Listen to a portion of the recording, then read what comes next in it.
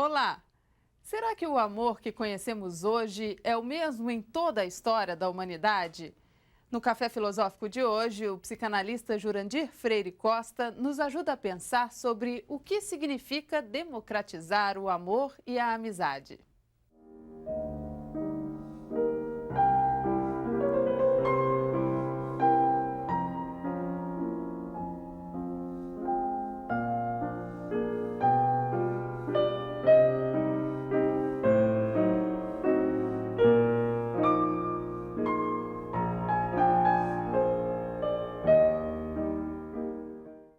Bom, esse tema de hoje foi qualquer coisa que foi proposta a partir de uma conversa que eu tive com o Renato Janine Ribeiro. Ele, como filósofo preocupado com ética e política, ele tem uma preocupação muito grande de como é que a gente pode investir o dia a dia da democracia. Falando comigo, então, ele disse, então, o meu problema é esse. Eu disse, bom, Renato, você fala enquanto filósofo, enquanto analista, o meu problema é outro. Você fala de como a gente vai pôr afeto na democracia e eu já queria saber como é que a gente pode pôr democracia no afeto. E é disso, então, que se trata. É claro que se trata mais de ver o que é que a gente pode, como a gente pode melhor entender e lidar com uma coisa extremamente importante na vida de cada um de nós, que pode dar muita alegria, mas pode dar muito sofrimento, e, nos últimos tempos, vem fazendo mais sofrer do que ser feliz. Consequentemente, a minha preocupação com isso, que é um termo que a gente sabe que é retórico, né? Democracia,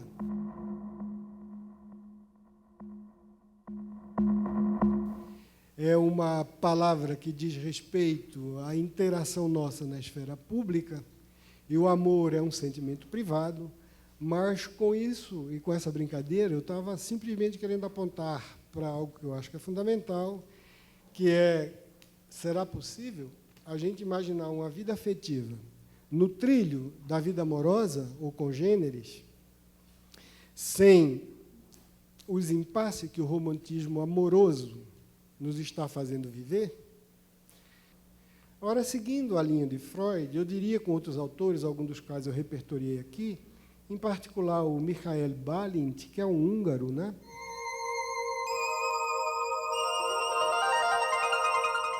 Que viveu nos Estados Unidos, também na Inglaterra. Eu dizia que amor também não é solução, amor é problema. Como tudo que tem valor na vida da gente, como tudo que tem valor, o amor não é fácil. A gente sabe disso. Para conseguir, para manter, para conservar, para renovar, é pedido da gente que exista um trabalho psíquico, que exista um trabalho mental. Ora, se isso é verdade do ponto de vista, é claro, psicológico, a pergunta é saber como a gente começou a imaginar que o amor é essa coisa fácil, ao alcance de todo mundo, e ao alcance de um sujeito muito tempo na vida ou várias vezes na vida. Como todo mito, esse mito estrutura a nossa existência, ele é fundador. Como todo mito, é difícil a gente tomar distância deles.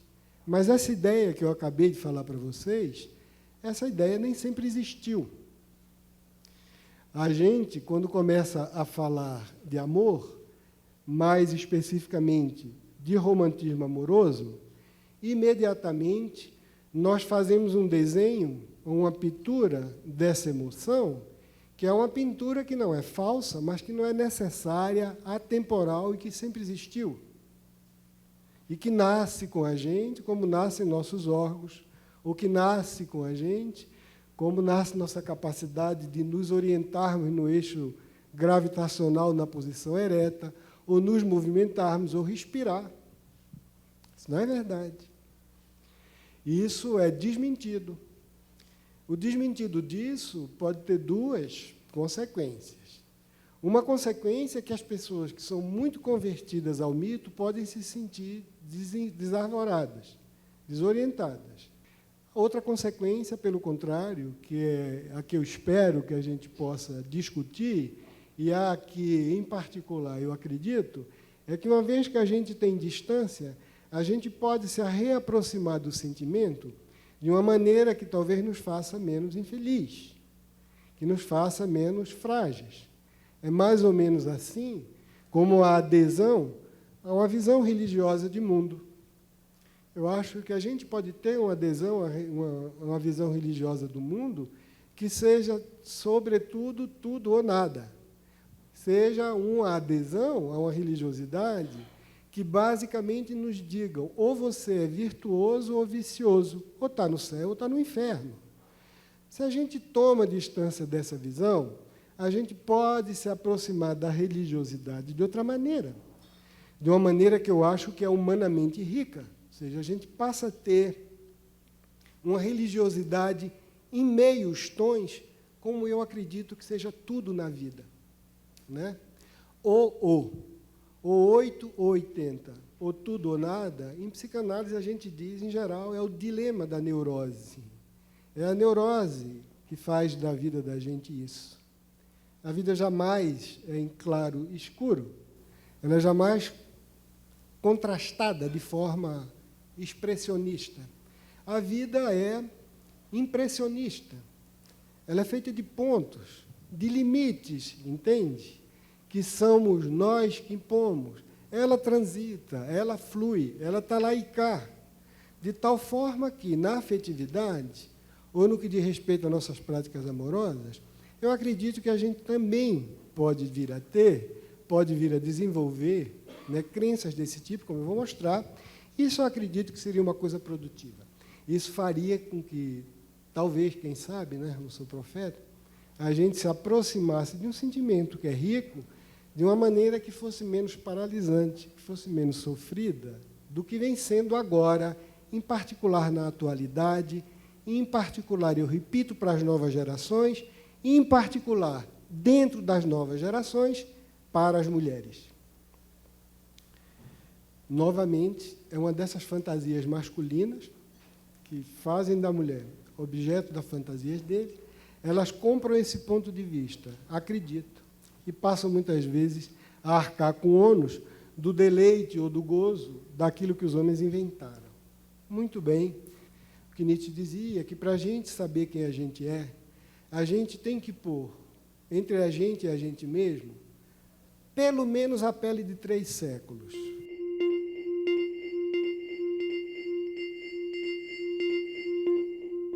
Agora eu vou pôr para vocês a pele de 10 séculos, de 20 séculos, para ver se, por efeito de contraste, aparece de maneira mais clara a construção cultural do romantismo amoroso. O que mantém o mito amoroso em pé, o que faz com que a gente acredite, adira e imagine fora da arca ou fora da barca não tem salvação, é porque existe, a meu ver, 3 pilares nesse mito, e quando eu falo de mito, fato no sentido antropológico, a gente não passa sem, né? Mito é tudo aquilo que assegura a coesão da sociedade, é tudo aquilo que nos dá a ideia de onde viemos, para onde vamos, qual é a origem do prazer, qual é a origem da dor, isso ninguém dispensa, né? Isso faz parte da nossa ética, isso faz parte de nossa constituição psíquica. Pois bem, esse mito, o mito, eu digo, que estrutura nossa vida, afirmando que o amor é algo que nos constitui e sem o qual nós não nos realizamos plenamente como pessoas humanas, esse mito ele tem, pelo menos, ou ele é baseado num tripé que eu acredito que é base. Primeiro, é que o sentimento amoroso é universal. Segundo, que ele é espontâneo. Terceiro, que ele é o máximo, ou top da felicidade a qual o ser humano pode aspirar. Os 3 são invenções relativamente recentes. Se a gente recua em relação à universalidade desse sentimento, o que é que nós vamos ver? Que o amor que a gente fala atualmente não é o amor do qual Platão falava.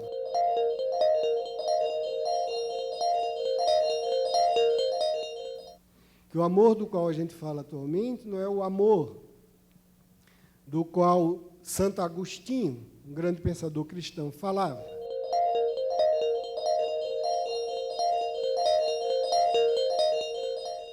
Esse amor, então, de onde é que ele vem? Quais são suas raízes? O amor, como a gente conhece, ele se cristaliza, sobretudo, no final do século XVIII e começo do século XIX. O sentimento romântico era um sentimento praticamente desconhecido na antiguidade greco-romana. Quando a gente começa a misturar e dizer que o amor estava lá, igualzinho a como está cá, a gente diz, mas olha a prova, Helena e Paris, está entendendo? Aquela catástrofe de Troia, pobre não sei que lá, de Menelau, de Agamemnon, até hoje deu as troianas, claro que aquilo ali era uma paixão alucinada, entende? Está vendo que o amor estava lá como estava aqui? Quando a gente diz isso, o que é que a gente quer dizer? A gente quer dizer o seguinte, que o potencial para sentir isso, é claro que todos nós tivemos, faz parte da nossa compreensão humana. Claro que o que a gente sente, outros poderiam ter sentido e outros poderão sentir. Em absoluto, isso quer dizer que o que a gente sente agora era uma coisa que todo mundo sentia, ou que todo mundo prezava, ou ao que todo mundo aspirava. Isso é falso. Faz parte do mito amoroso, ao dizer que ele é universalizar, você selecionar no passado tudo que é coerente com o presente para retrospectivamente se reencontrar naquilo que você diz está ali. Essa origem não tem datação, isso aí é ahistórico, isso aí é o potencial que todo mundo quer e todo mundo aspira. No entanto, não é verdade. Por quê? Porque uma das marcas do romantismo amoroso é a idealização do parceiro. Essa idealização do parceiro amoroso que vem substituir na cultura leiga a ideia de Deus no cristianismo ascético ou a ideia das formas na antiguidade ou no racionalismo grego. Platão, vocês sabem que o eros dele era o amor às formas puras. Você tinha aquela escada do amor que ia do sensível até o inteligível, e ao chegar no inteligível, pela contemplação, a teoreia pura, eu alcançava então o céu das formas perfeitas, das arquê. Então, para ele, esse é que era o amor puro. O que é que isso tem a ver com se apaixonar por uma pessoa igual a gente? Nada. No cristianismo era a mesma coisa. O amor do qual Agostinho falava, que é o grande teorizador do sexo na história ocidental, e o grande filósofo do cristianismo, não há dúvida, o primeiro grande, o amor do qual Agostinho falava também não tinha isso. Tinha dois tipos de amor, ou dois amores, como ele dizia. Um era o amor cupiditas, ou da concupiscência, era o amor carnal. Veja só, quando falava de amor carnal, não se pensa imediatamente em sexo, não. Amor carnal é tudo aquilo que vem da ordem da libido, que é impulso para domínio. Amor carnal, ou cupidita, significava toda adesão ou todo apego a qualquer coisa que o homem, por sua arrogância, que é o pecado do demônio, acredita que pode dominar. Então, esse amor carnal, ou seja, o apego às coisas de fora, ele dizia que isso só nos faria infeliz. Eu revoco a vocês que, para Agostinho, o que é o inferno? O inferno é morrer e continuar desejando. Porque quem deseja está sempre ansiando. Não tem paz, não tem serenidade. Então, essa é a pena máxima do incréu, do ímpio. É morrer e, na vida eterna, continuar desejando como a gente deseja aqui. Em contrapartida, o que é que o bom cristão fazia? Qual era o outro amor de Agostinho? Era o amor caritas, ou caritas, como a gente costuma, às vezes, pronunciar. Esse amor caritas, de caridade, era amar o quê? Era amar o que não perece. Era amar o que não termina. Porque qual é o dilema do humano? É, primeiro, desejar o que não tem, e aí ele sofre porque não tem. E quando ele tem medo de perder. Então, sofre duas vezes. Justamente porque eu amo aquilo que perece, aquilo que é volúvel, que é aparência mundana, eu jamais posso ter aquela paz que o Deus de Agostinho, que o Deus cristão dele, prometia a seus fiéis. Ora, no momento em que eu amar a Deus, o amor caritas, no momento em que eu voltar para dentro de mim e reencontrar nele o Deus, aí eu vou ter paz, eu vou ter tranquilidade, serenidade. Esse amor dos primeiros padres da igreja, desses grandes filósofos construtores do cristianismo, bem como o amor grego, em absoluto, podia imaginar, como expressão máxima da realização pessoal, que você se apegasse a alguém a ponto de dizer, eu quero morrer porque ele está me faltando. Isso jamais poderia ser visto como virtude. Isso jamais poderia ser visto como um bem. Isso era o mal, isso era o demônio que estava te enganando e te fazendo ver naquelas espécies mortais, tão perecíveis, tão fungíveis como o outro, alguma coisa que pudesse trazer a felicidade. Quando é que isso começa a mudar no Ocidente? Vamos dar um grande salto. Isso começa a mudar no Ocidente quando começa a mudar a linguagem pela qual eu falava com o outro. Como é que o amor às ideias e o amor a Deus se transformaram no amor romântico? No próximo bloco, com Jurandir Costa.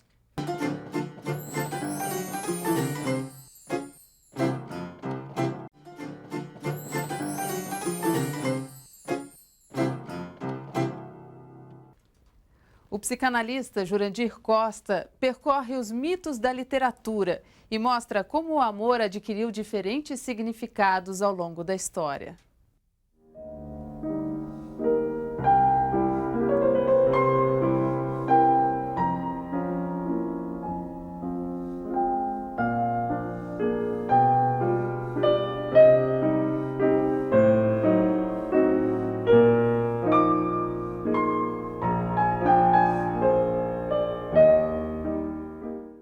Vejam só, a nossa linguagem amorosa de hoje, curiosamente, surge na mística cristã dos primeiros séculos. Você, dentro do cristianismo, tem uma corrente racionalista, que era de Agostinho, se eu pensar bem, eu chego lá. E você tinha uma outra corrente, que era a corrente mística ou irracionalista, que a gente não chama, que é de uma série de outros nomes, eu vou citar um só, porque ele é talvez o primeiro, que é o Paulino de Nola, uma figura desconhecida e que tanto marcou a gente, né?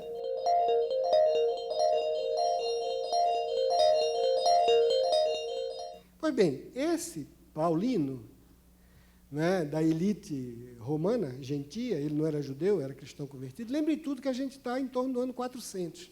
Vejam só, foi até Adão e Eva, mas começa lá, tá certo? Até ali começa a haver uma ruptura, um corte.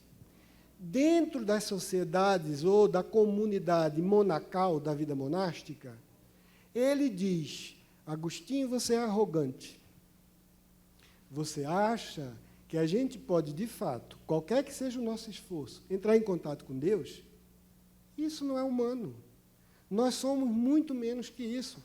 E a prova que a gente é muito menos que isso, vejam só essa teologia do amor que se constituía, a prova que nós somos muito aquém disso é que o próprio Deus, para que a gente pudesse ter experiência dele, mandou o Filho dele à Terra. Ele fez-se carne, para que a partir daí nós, em nossa medíocre humanidade, a gente pudesse amá-lo através de um Filho em tudo semelhante a nós.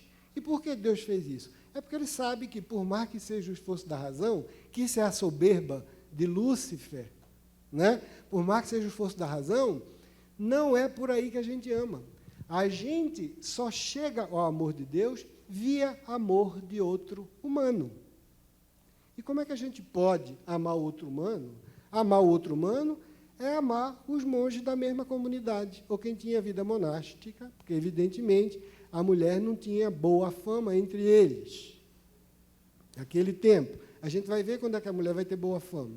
Entende? Era fonte de pecado, elas eram as Evas. Entende?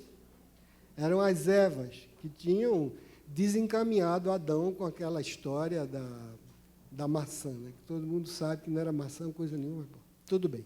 Pois bem, então, o que acontece é que ele dizia, bom, uma vez que é isso, vamos começar a treinar, entre aspas, se a gente pudesse dizer, simplificando o amor a Deus, começando a treinar o amor ao outro. E essa linguagem da comunicação mística começou a elaborar expressões e um vocabulário para falar de amor completamente desconhecido. Muitas coisas dessas eram vistas por outro racionalista como um demônio. Aquilo parecia heresia, parecia idolatria. Mas, se você pega a literatura monástica, né, desses anos, que vai de 400 até 800, 900, vocês vão ver que, se eu pudesse, tivesse a ocasião de ler aqui, vocês iam ver que são as cartas de amor mais desvairadas que eles escreviam uns para os outros. Estou morrendo de amor, minha vida foi arrancada, e tu que não apareces, e tu que não volta. E isso não tinha nenhum intuito sexual, como a gente podia imaginar na leitura atual. Tudo isso era feito com uma maneira de dizer que cada um deles estava se exercitando e se olhando internamente para saber quando é que eles podiam começar a conhecer Deus. E Deus, evidente, era um percurso que a gente vinha de dentro para fora até Ele, mas Ele nos amava. E ao nos amar, e ao quase que, por exemplo, ao nos seduzir, entre aspas, com esse amor, nos obrigava a responder com palavra, que é essa literatura amorosa monástica. Então, se vocês tivessem ocasião, alguns dos exemplares eu citei em alguns trabalhos que eu fiz, vocês vão ficar espantados. Vão ficar espantados e você vê como aquela literatura profundamente religiosa e profundamente individualista deu o vocabulário de base para mais, entende, para o que vocês podem imaginar de mais açucarado em Vinícius de Moraes. Está lá. Eu sei que vou te amar, por toda a minha vida eu vou te amar, e em cada despedida eu vou te amar, desesperadamente eu sei que vou te amar, e cada verso meu será. Isso veio, e evidentemente a gente já está aí pelo ano 900, isso já tem o Império Romano Germânico, já começou a Europa de novo a sair da barbárie, algumas cortes começaram a se cristalizar, e uma dessas cortes, efetivamente, era a corte da Aquitânia, do que a gente chamava província, ou Provence francesa. Aí, nesses lugares, você começa a ver surgir um outro experimento absolutamente novo, que é o chamado amor provençal. Você começa a ter dentro desses castelos, dessas fortalezas, o que a gente chama as sociedades de cortesia, o ideal cavaleiresco. Isso era francês e isso era irlandês, ou isso era britânico, como a gente queira. Tudo que vocês ouvem falar de Guinevere, de Camelot, da saga do rei Arthur, tudo isso que se passou é a imagem mesma de uma cultura de cortesia, não é de corte, essa vem vindo depois, onde se colocou no lugar de Deus, pasmem, a dama. Por uma série de mudanças econômico-políticas que não adianta, as mulheres começaram a ocupar aquele lugar, ora só, aquele lugar que antes era absolutamente devolvido a Deus e antes era absolutamente devolvido racionalisticamente por Platão às ideias. A cultura cavalheiresca, vocês sabem, era somasério. Eu não. Alguém era um cavaleiro de lança e armadura e que amava uma dama que era casada com o rei, ao qual o cavaleiro servia. Entende? Ele devia amar aquela dama, mas em absoluto podia tocar ou encostar nela. O amor dela tinha que ser um amor não realizado para ser puro e sublimado. Mas vocês vão dizer, e esse miserável aqui vai ser completamente infeliz, não vai ter nada onde ele possa ancorar lá. Não, pelo contrário, ele ia casar com outra dama, a quem não ia necessariamente amar, ia casar para assegurar a linhagem, ia casar para assegurar os bens, que, por sua vez, ia ser a amada de outro cavaleiro, que, em busca de aventuras, enfrentar dragões, etc., etc., até descobrir uma outra com quem ele casava, simplesmente porque devia ter filho e devia assegurar a herança e a linhagem, a posse de terras, né, o direito da primogenitura, que era o direito medieval, e, consequentemente, ele começava. Em cima desses amores, que se chamaram amor louco ou amores infelizes, se construiu canções, poesia, prosa, sobretudo, e um imaginário riquíssimo. O imaginário provençal, por exemplo, ou medieval, é claro que foi recuperado, é evidente, pelo romantismo, a gente vai ver por quê, e vocês já sabem qual é o exemplar maior. É o exemplar wagneriano. É Tristão e Isolda. Por excelência, o amor frustrado, por excelência, o amor infeliz.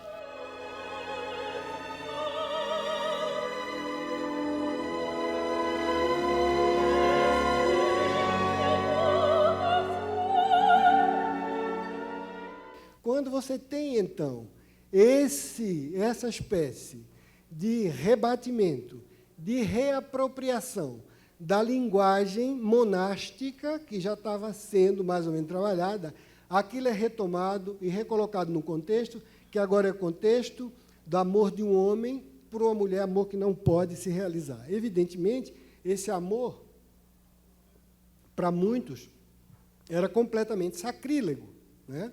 Boa parte dos padres da igreja, em particular, um padre assim tão político quanto São Bernardo de Claraval,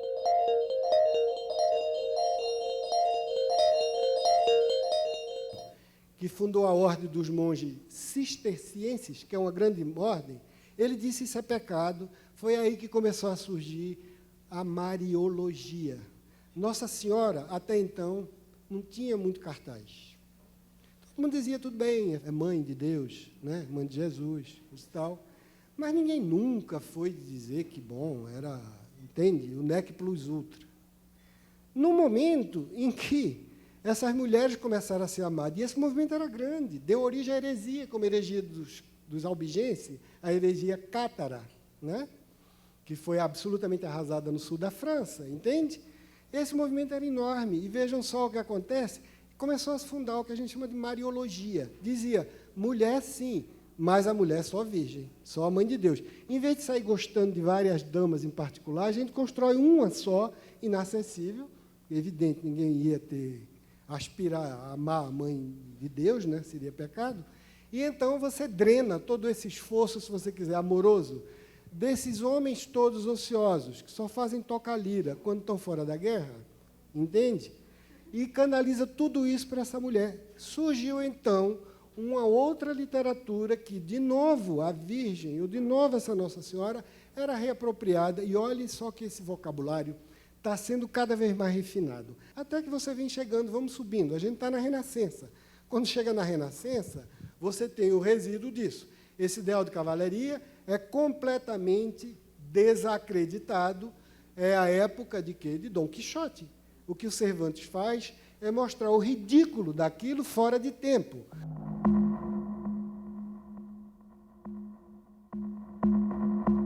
Você chega a um nível em que a dama vira uma pobre Dulcineia e o apaixonado vira Dom Quixote, que é exatamente a crítica, a ironia, né, de um ideal que a realidade já tinha absolutamente destronado, porque agora eu já estou na Renascença.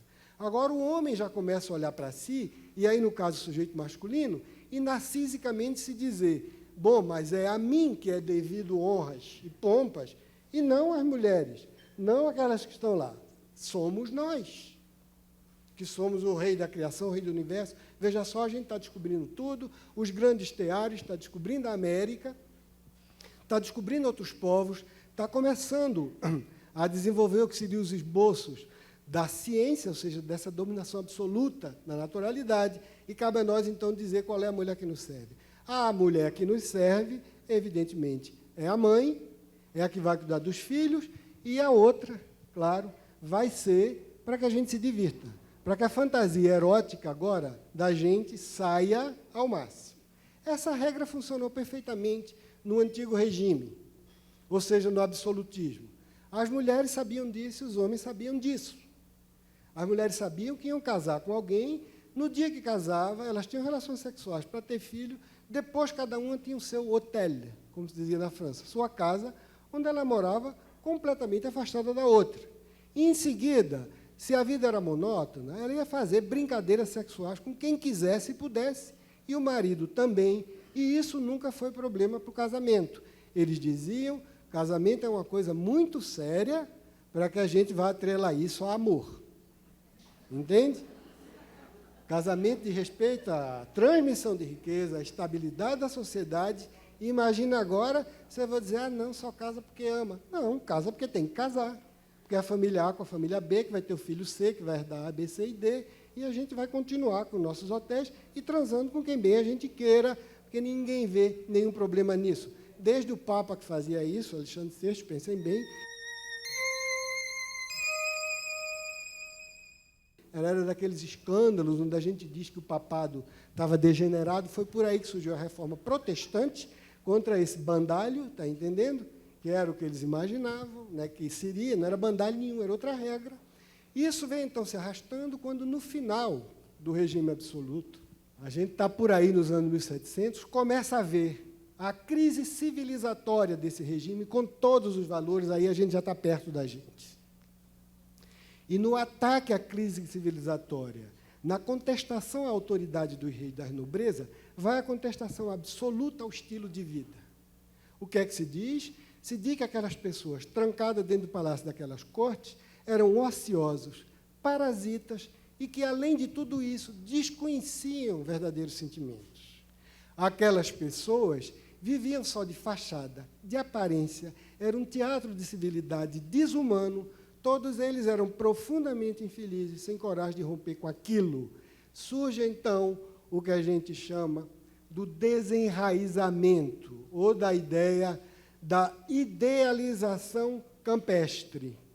Uma série de literatos e filósofos começam a dizer: a gente só pode ser feliz se sair dos palácios italianos, franceses, ingleses e alemães e for para o campo, onde lá vejam como as pessoas têm relações espontâneas. Aqui dentro, não.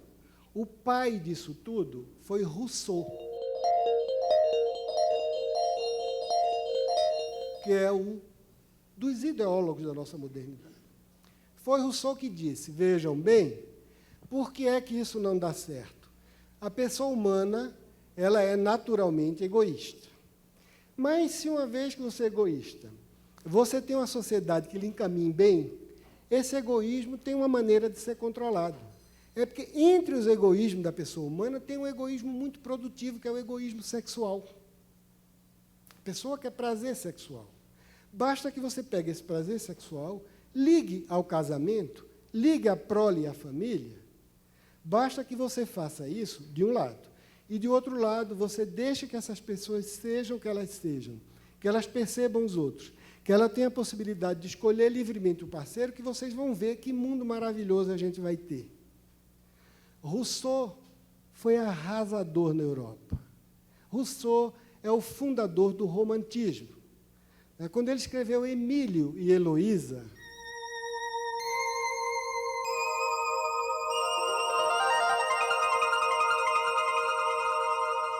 ele queria mostrar como seria um novo mundo absolutamente harmonioso, fora daquele mundo do regime absoluto.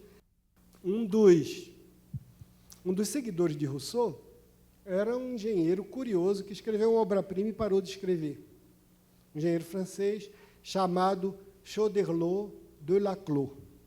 Choderlos de Laclos escreveu um livro epistolar que teve um sucesso extraordinário, que se chama As Ligações Perigosas. Modernamente, os mais jovens viram um filme lindíssimo feito sobre isso, que é o filme do Stephen Frears, né? Com o John Malkovich, a Glenn Close e a Michelle Pfeiffer nos papéis principais. Quem não viu, reveja.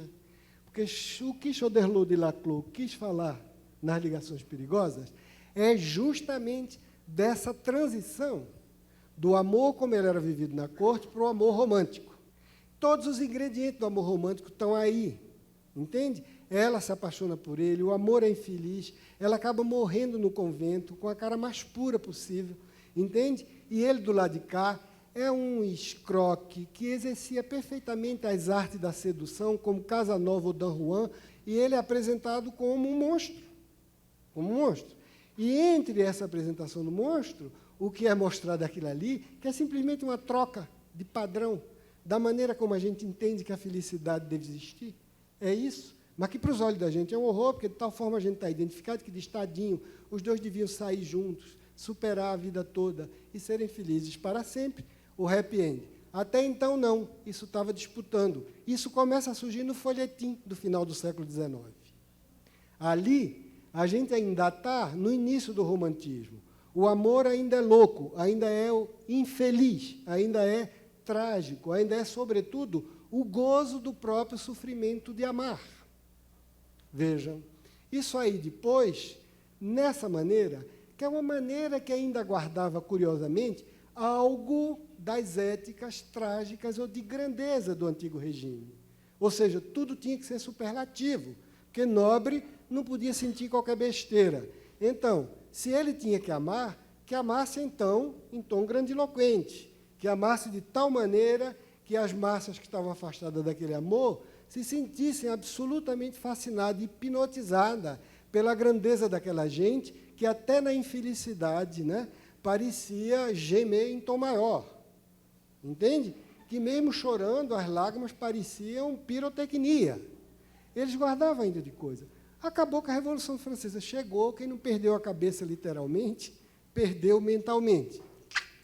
Acaba tudo, essa festa está bom, durou muito tempo, agora nós chegamos, nós burgueses, herdeiro do protestantismo, herdeiro da ética da família, herdeiro do cotidiano, herdeiro do feijão com arroz, acaba com isso. A gente vai guardar disso o quê? A gente vai guardar disso o que nos serve. O romantismo amoroso. A gente vai guardar, mas ele tem que ter, de fato, um outro tom. Ele tem que ter uma tonalidade que não possa ser aquela tonalidade dada, né, com aquele romântico de início, com tantas infelicidades, com tantos suspiros, prostrações, rios de lágrimas e corações partidos e mortes a granel. Isso agora, a gente vai ter que fazer o quê? A gente vai ter que baixar a voltagem. A gente vai construir uma grande arte onde isso é explorado e a gente vai construir uma pequena arte que vão ser os romances edificantes. Esse romance edificante é o folhetim. É o folhetim inglês, é o folhetim francês, é o folhetim alemão, é o folhetim italiano, sobretudo, são esses quatro que dominam o mundo.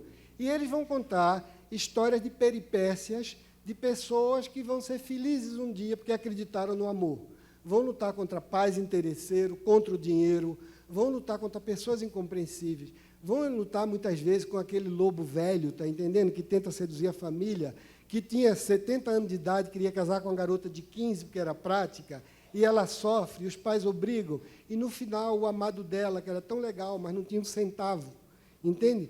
Tocava piano, falava francês, mas dinheiro que era bom não tinha. Em suma, e tem as intrigas, está entendendo, dos que estão ao lado, e acabava que aquilo ficava bem. Isso aí começou a invadir o mercado. Uma viagem na história nos mostra como muda a nossa percepção do amor. E hoje, como é que encaramos esse sentimento?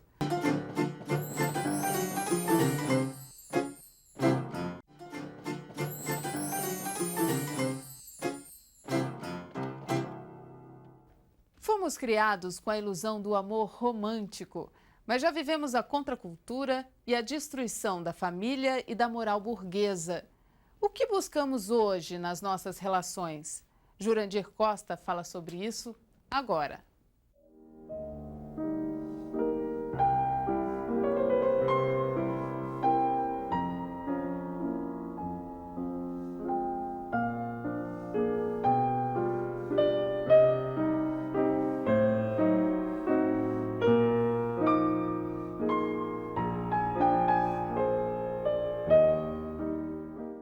No século XX, uma autora chamada Madame Delis, que talvez as pessoas da minha geração, porque eu via minhas primas e tias com quilos de livros de Madame Delis, essa coleção Menina e Moça, as mulheres eram acostumadas a dizer o seguinte: tudo bem, eu vou casar por amor, depois o amor passa, o meu marido, desde que me respeite, pode ter la femme d'à côté, pode ter a mulher do lado, e eu, uma vez que passou isso aqui, eu vou me dedicar a quê? Eu vou me dedicar a construir a felicidade e o amor da minha filha.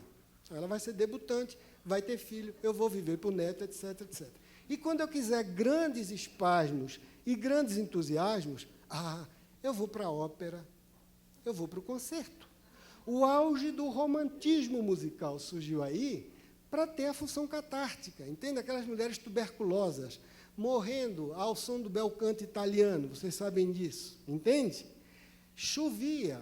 E se vocês pegarem hoje em dia, a produção musical romântica, vocês vão ver que raramente é o acorde, raramente é o tom, a melodia que vocês gostam hoje em dia, que já não foi, de certa forma, anunciada por Schubert, Chopin, Schumann, Brahms, papapá, papapá, papapá. Ali todo mundo chorava, todo mundo ia ao teatro. Ali os dramas e as tragédias eram enormes, né? Madame Butterfly, que gritava um belo dia, quem sabe, entende? Sublinhado por uma música linda, sentimental, açucarada, completamente grudenta de tanto sentimento. E as pessoas choravam como choram hoje com Nelson Cavaquinho, com Paulinho da Viola, tá entendendo? Com a balada americana. Mas enquanto houver força em meu peito, eu não quero mais nada.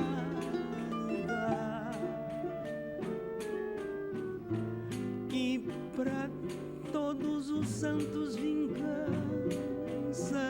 vingança, clamar. O amor, quando começou a se constituir dessa forma, é evidente que, a partir daí, ele começou a dizer, ele tinha uma função precípua, ele era feito e articulado para assegurar um dos pilares fundamentais da coesão social, que é a família nuclear. É a ideia de que, de fato, a gente é incapaz de gostar de todo mundo, como de fato existe, a gente pode respeitar todo mundo. Amar, a gente só ama um círculo próximo. E esse círculo próximo, qual é o círculo que a gente acredita que é o círculo mais bem-sucedido em matéria de coesão? É o círculo familiar. Primeiro, porque já se apoia na pauta instintiva dos humanos, os adultos cuidarem dos seus filhotes.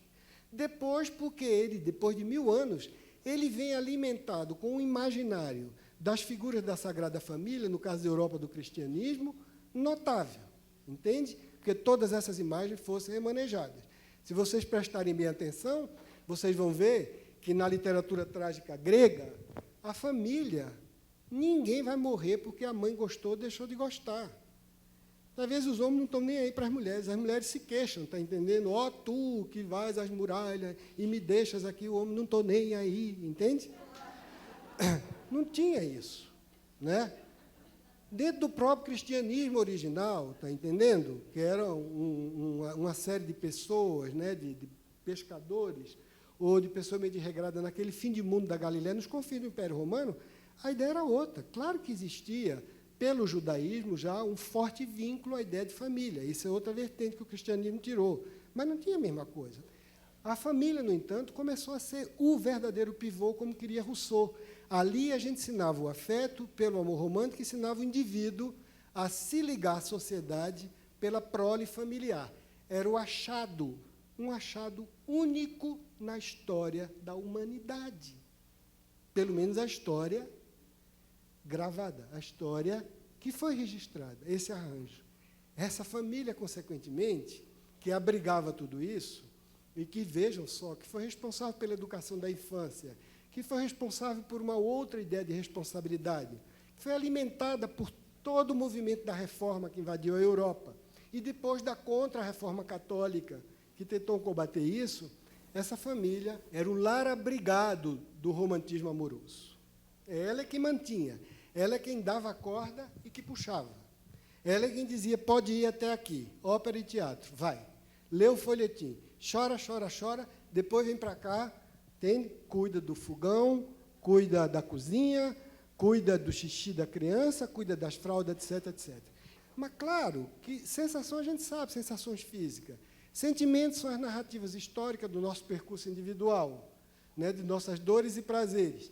Mas tem outra coisa no amor. Amor é crença e julgamento. Ou seja, crença significa o seguinte, eu aprendo a saber o que é amor. Eu aprendo a saber o que é verdadeiro amor. Alguém tem que me ensinar. O amor é menos espontâneo do que a gente imagina. Vocês vejam como o amor é racional. Como o amor é bem sabidinho. Você diz, não, amar, a gente não ama quem quer. Mas não ama quem quer, vírgula. Não é? Nunca vi, não existe caso de uma pessoa bonita, jovem, bem-sucedida, rica, inteligente, se apaixonar, está entendendo, pelo mendigo preto, pobre, miserável da esquina. Amor, quando dizendo, eu posso amar qualquer um, mas, no fim das contas, você, está entendendo, ama quem está na sua vizinhança. O que acontece é que essas condições do romantismo amoroso persistir, a gente estão começando a quebrar. Elas estão começando a se quebrar. E, curiosamente, por mais que exista a versão de que quem quebrou isso foi o consumismo capitalista, a publicidade, os meios de comunicação de vasta serviços de interesse econômico, não foi isso, não. Eu acho que isso pegou carona. Isso pegou carona, e pegou carona evidente, que as pessoas que estão querendo, é claro, vender produtos, elas sabem que sensibiliza as pessoas, montam aí em cima e fazem. Mas os grandes ataques às bases do romantismo amoroso veio da contracultura. Né? A contracultura de modos, ou como se diz, de estilo de vidas, ou então a contracultura socialista, que não é propriamente contracultura, foi o ataque à família e o ataque à moral burguesa. Esse movimento que nos anos 60, 70 sacudiu a Europa e os Estados Unidos, né? E, por tabela, também as cidades brasileiras, né? Foi aí que se começou a dizer, mas não, de maneira nenhuma, imagina, eu quero ser livre para a sexualidade. Né? E começaram a surgir esses ditados que hoje se banalizaram. Olha, meu amor é teu, mas meu tesão é meu. E isso é indicativo de um certo ethos que se dissemina. Você começou a não ter mais a ideia de que aquele núcleo familiar ia reproduzir, ia repetir, ia retomar a tradição do romantismo amoroso. As mulheres, a justo título, por conta da dissimetria, da desigualdade que tinha submetida, disseram, eu também quero a liberdade libidinal que você tem. Né? Se você quer se dar o direito de sair e transar com outra, eu também quero me dar o direito de sair e transar com outro. Né? O que nem sempre é verdade, porque a constituição feminina, ou a psique feminina, ainda funciona noutra faixa.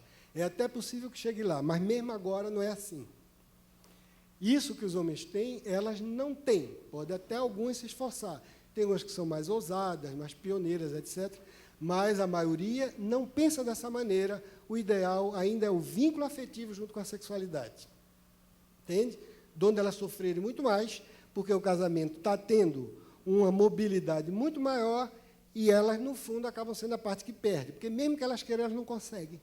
Mas veja, esse ataque, e que em boa parte veio das feministas também, de certa forma, uma espécie de efeito colateral do movimento de restituição da dignidade humana, e isso começou a desfazer o molde do romantismo.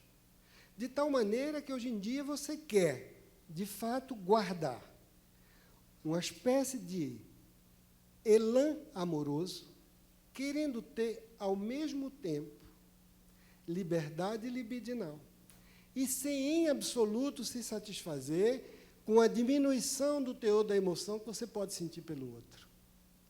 Quando você tinha a ideia de que a família era um núcleo sólido, essa frustração era compensada por um bem maior.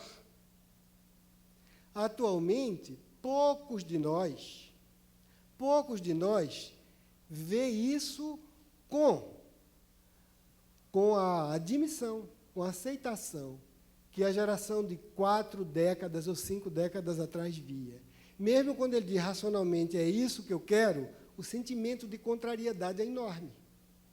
O sentimento de contrariedade é enorme. Então, ou estão dentro do casamento insatisfeito, ou estão fora do casamento, repete a primeira experiência, o amor acaba. Repete a segunda experiência, o amor acaba. Quando chega na terceira, já não quer se apaixonar. Mas, se não quer se apaixonar e fica sozinho, é a grande coisa, começa a sentir falta do amor. E como ele é que aprendeu que fora da barca não tem salvação, se a gente não está amando, não está se realizando, nem é feliz, ou está sendo privado daquele tipo de êxtase que parece que o vizinho está tendo, parece.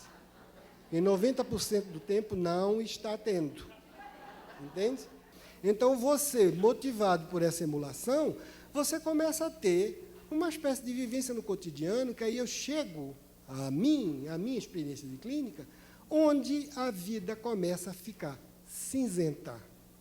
Com isso, o que a gente vê mais sinceramente é que você começou a construir, nas camadas urbanas brasileiras, pelo menos das camadas mais favorecidas, que não estão lidando diretamente com a sobrevivência, né? Porque esse infeliz, coitado, a gente sabe o que é, né? Não tem tempo para essas coisas, porque estão vivendo. Nesses, que já tem um patamar material suficiente para fruir da vida, as pessoas dentro da maior infelicidade. Sabe por que eu não sou amada? Porque meu corpo não está em forma. Então, a corrida frustrada para o corpo começou a se duplicar, do amor, começou a se duplicar pela corrida frustrada para o corpo. Em vez de sofrer de um lado só, do coração, está sofrendo dos dois. Entende? Porque não me querem, porque eu não sou exatamente como aquele modelo X ou Y que o outdoor está mostrando, que a revista de fofoca da vizinha fala, entende? Ou que o costureiro doido de Milão e de Paris inventou. Isso, está entendendo? Está fazendo com que, quando eu digo que é mais as mulheres, é mais as mulheres. Por quê? Porque aos homens, tradicionalmente, agora que está diminuindo. Vem dado, digamos, o que a gente chama de suborno ou complemento narcísico, que é do gozo do poder social. Entende? Não tem amor, não? Muito bem, pego meu pitbull, minha maromba e vou arrebentar tudo que eu encontro. Entende? Enquanto que as garotas estão lá, chorando e discutindo o que é que eu faço agora, é spinning, ou esteira, ou não sei o que lá, ou pilates, ou não sei o quê, eles estão puf, inchando, e chega ali, quebra lá, ou então estão na sociedade, mandando e manobrando, vai, faz, despede, reengenharia aqui, reengenharia ali, entende? Aumenta juro, diminui juro, está entendendo? Faz isso e aquilo, acerta isso, já viram na televisão? Os donos, entende? Então, é claro que você passa o dia inteiro naquele teatro, tem o narcisismo, de certa forma, tem o reconhecimento. A mulher não, elas continuam atreladas, digamos, aquilo, e agora que estão começando a elaborar. Elas pedem isso, diz o seguinte, não dá, não me interessa, não quero ficar 24 horas numa ponte aérea para cima e para baixo, está entendendo? Por melhor remuneração, por menor reconhecimento, a minha vida, eu queria um companheiro para dividir tristeza, para dividir alegria, para dividir cuidado com os filhos, que a gente pudesse conversar, que a gente pudesse tomar um vinho junto, em que a gente, quando chegasse noite, fosse para a cozinha, chegasse na mesa, está indo, onde estava lá da copa, começasse a conversar do dia a dia, em que eu trocasse, em que eu sentisse um apoio, que ele também, uma demanda de ternura, de cuidado e de carinho, está entendendo? Que o novo ethos moderno está arrebentando e, consequentemente, inviabilizando esse tipo de sonho.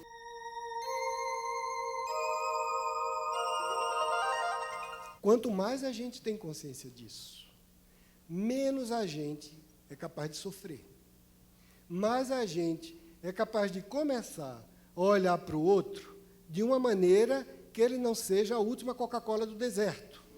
Uma vez que a gente faz isso, a gente começa a ver o dito cuja e a dita cuja do tamanho dele. Entende? Nem é Tristão, nem Isolda. Entende? Quem a gente está vendo? É uma pessoa comum qualquer outra, com todos aqueles defeitos que, em absoluto, vão responder a todas as nossas fantasias, em especial as fantasias do romantismo amoroso, e onde a gente pode, quem sabe, com muito trabalho sobre si e com muito esforço, a gente, de fato, vir a construir relações que nos satisfaçam mais, deixam a gente menos satisfeito. Essa é a nossa tarefa. Qual é o risco? O risco é um só. Isso é um perigo que a gente tem, em toda a época viveu e atualmente a gente vive. É a gente desacreditar que a gente tem poder de mudar.